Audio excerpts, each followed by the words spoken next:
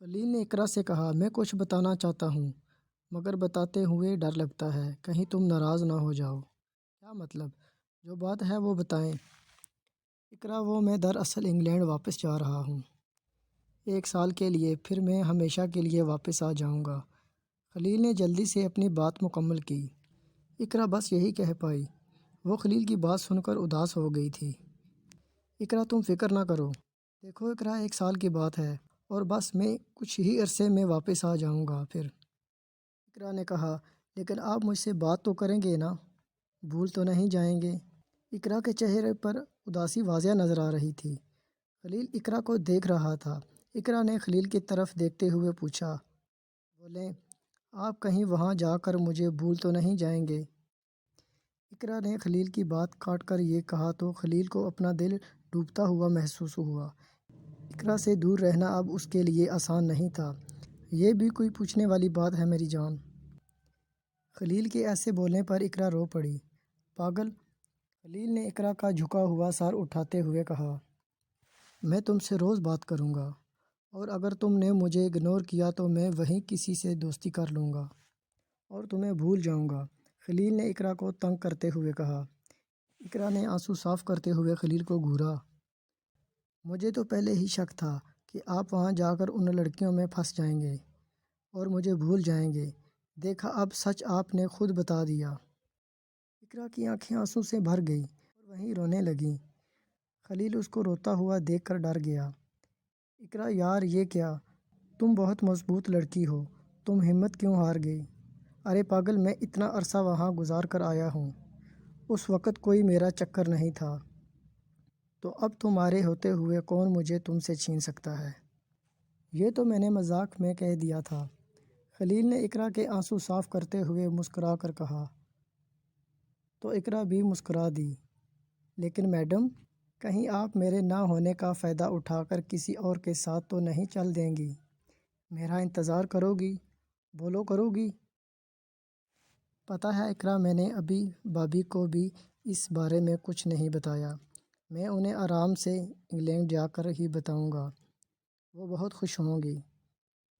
اقرا، اب تم بتاؤ، کرو گی میرا انتظار؟ کیا آپ مجھے ایسا سمجھتے ہیں؟ اقرا کے لہجے میں ایک یقین تھا۔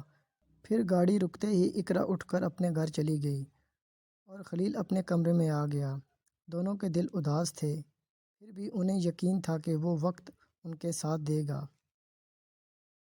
وہ یہ بات بھول گئے کہ وقت کسی کا نہیں ہوتا۔ آخر وہ دن آ گیا جب خلیل نے واپس جانا تھا۔ بھائی، بھابھی، اقرا، جبکہ خلیل خود بھی اپسیٹ تھا۔ خلیل چھوٹی چھوٹی شرارتوں سے بھابھی کو خوش کرنے کی کوشش کر رہا تھا مگر اس کا دل ساتھ ہی نہیں دے رہا تھا۔ وہ اس بار ان سے دور بھی نہیں جانا چاہتا تھا۔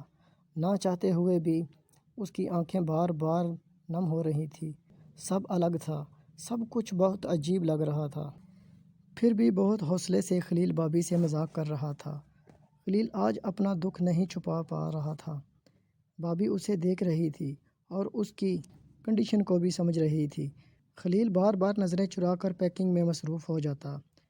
بھابھی صبح سے ہی کام کرتے ہوئے رو پڑی تھی۔ خلیل ان سے جان بوجھ کر مذاق کر رہا تھا۔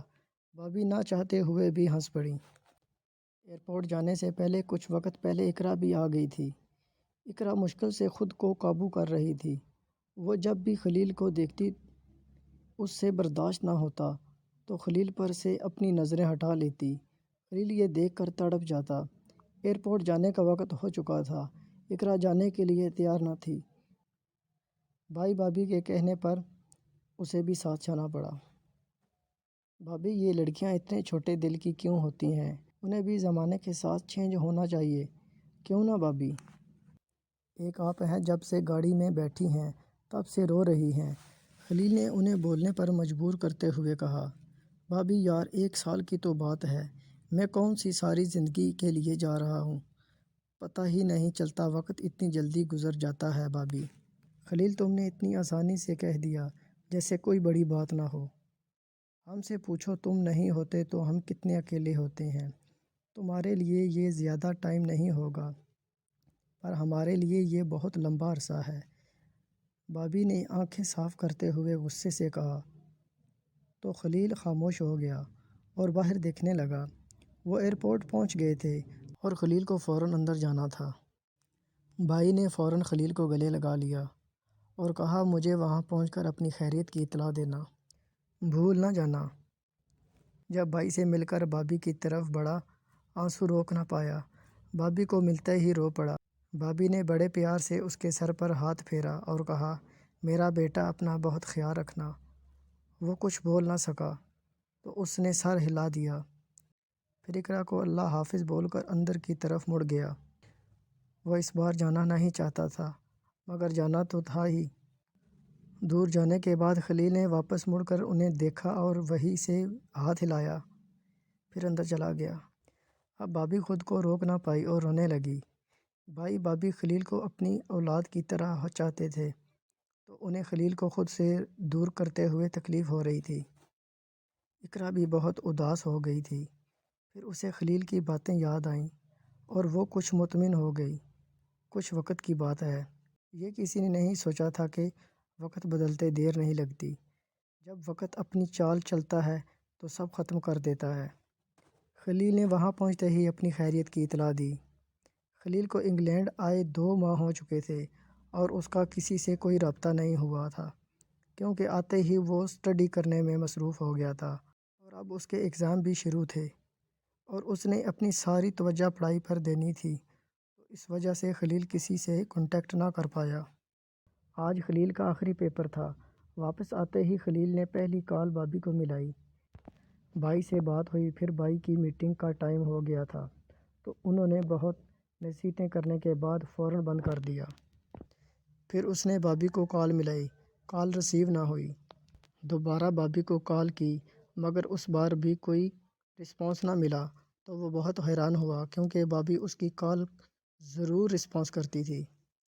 اسے لگا کہ بھابھی اس سے ناراض ہو گئی ہیں، تو خلیل نے بھابھی کو میسج پر سوری بھی کیا اور اپنے پیپر کا بھی بتایا۔ اس کے بعد خلیل نے بھابھی کو بتایا کہ میں اقرا کو پسند کرتا ہوں اور واپس آتے ہی میں اس سے شادی کروں گا۔ اسے لگا کہ یہ بھابھی میسج پڑھ کر ساری ناراضگی ختم کر دیں گی اور بہت خوش ہوں گی۔ یہ کرنے کے بعد خلیل نے مغرب کی نماز ادا کی اور دعا میں اپنا اور اقرا کا لمبا ساتھ مانگا۔ بھائی بھابھی کے لیے بہت ساری دعائیں کی۔ جب خلیل کو اپنے گھر والوں کی یاد آتی تو وہ ان کے لیے بہت ساری دعائیں کرتا اور کئی گھنٹے مسجد میں رو کر اللہ سے باتیں کرتا اور اپنا اکیلا پن دور کرتا۔ اسے میسج کیے ہوئے بہت دن ہو چکے تھے پر بھابھی کا کوئی جواب نہ آیا اور نہ ہی بھابھی خلیل کی کال ریسیو کر رہی تھی، تو خلیل کافی حیران ہوا، کیونکہ پہلے کبھی ایسا نہیں ہوا تھا کہ اسے بھابھی اگنور کرے۔ اب خلیل کے دل میں برے برے خیال آ رہے تھے۔ بھائی سے خلیل کی بات ہوتی تو وہ بھی کچھ خاص ذکر نہ کرتے۔ اس کا خیال تھا کہ بھابھی بغیر وقت ضائع کیے اس سے رابطہ کریں گی، مگر ایسا نہ ہوا۔ اب خلیل سے صبر نہیں ہو رہا تھا۔ اس نے ایک بار پھر بھابھی کو میسج کیا، بھابھی آپ میری کال بھی نہیں اٹھا رہی اور نہ ہی میسج کا جواب دے رہی ہیں۔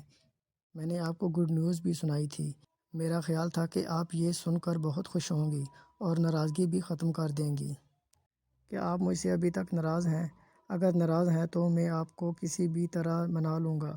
بھابھی کیا مجھ سے کوئی غلطی ہو گئی ہے تو بتائیں، میں وہ کام نہیں کروں گا جو آپ کو پسند نہ ہو۔ ایسا کیا ہو گیا کہ اس نے میری ماں جیسی بھابھی کو مجھ سے دور کر دیا؟ کیا بات ہے، آپ ٹھیک تو ہیں؟ اللہ نہ کرے آپ کو کچھ ہو۔ بھابھی پلیز جو بھی بات ہے بتا دیں، مجھ سے آپ کی خاموشی برداشت نہیں ہو رہی۔ بھابھی آپ اپنے بیٹے جیسے دیور کو جواب ضرور دیجیے، میں آپ کے جواب کا منتظر ہوں گا۔ میسج ٹائپ کرتے ہوئے خلیل رو بھی رہا تھا، کیونکہ اس سے بھابھی کی خاموشی برداشت نہیں ہو رہی تھی۔ میسج سینڈ کرنے کے بعد خلیل بے صبری سے انتظار کرنے لگا، مگر اس بار اسے زیادہ انتظار نہیں کرنا پڑا۔ خلیل نے صبح نماز کے بعد موبائل اٹھایا تو بھابھی کا میسج آیا ہوا تھا۔ خلیل بھابھی کا میسج دیکھ کر بہت خوش ہوا، مگر وہ یہ نہیں جانتا تھا کہ اس کی خاموشی کچھ پل کی ہے۔ جیسے ہی خلیل نے میسج پڑھا شروع کیا، اس کی خوشی ختم ہو گئی۔ اسے کچھ سمجھ نہیں آ رہی تھی کہ اس کے ساتھ کیا ہوا۔ میسج یہ تھا، خلیل تم کیسے ہو؟ میرا بیٹا تمہاری بھابھی نہ تم سے ناراض ہیں اور نہ ہی بیمار ہیں۔ میں ہمت نہیں کر پا رہی تھی تم سے بات کرنے کی۔ تم سے بات نہ کرنے کی بس ایک ہی وجہ تھی۔ میں نے بہت کوشش کی تمہیں سچ بتانے کی، مگر ہمت نہ ہوئی۔ میں کال پر بات اس لیے نہیں کر رہی تھی کہ میں تمہیں پریشان نہیں دیکھ سکتی تھی۔ خلیل بیٹا، میں نے تمہارا میسج دیکھا اور مجھے واقعی بہت خوشی ہوئی تمہارا فیصلہ سن کر۔ میں اقرا کے گھر جانے کا سوچ ہی رہی تھی کہ ان کے گھر سے اقرا کی منگنی کی مٹھائی آ گئی۔ جب مجھے پتہ چلا کہ اس کی منگنی ہو گئی تو میں تڑپ گئی۔ یہ سب میں نے تمہیں اس لیے نہیں بتایا کہ کہیں تم سب کچھ چھوڑ کر واپس نہ آ جاؤ۔ دوستو، اس کا اگلا پارٹ سننے کے لیے میرے چینل کو سبسکرائب کریں۔ شکریہ۔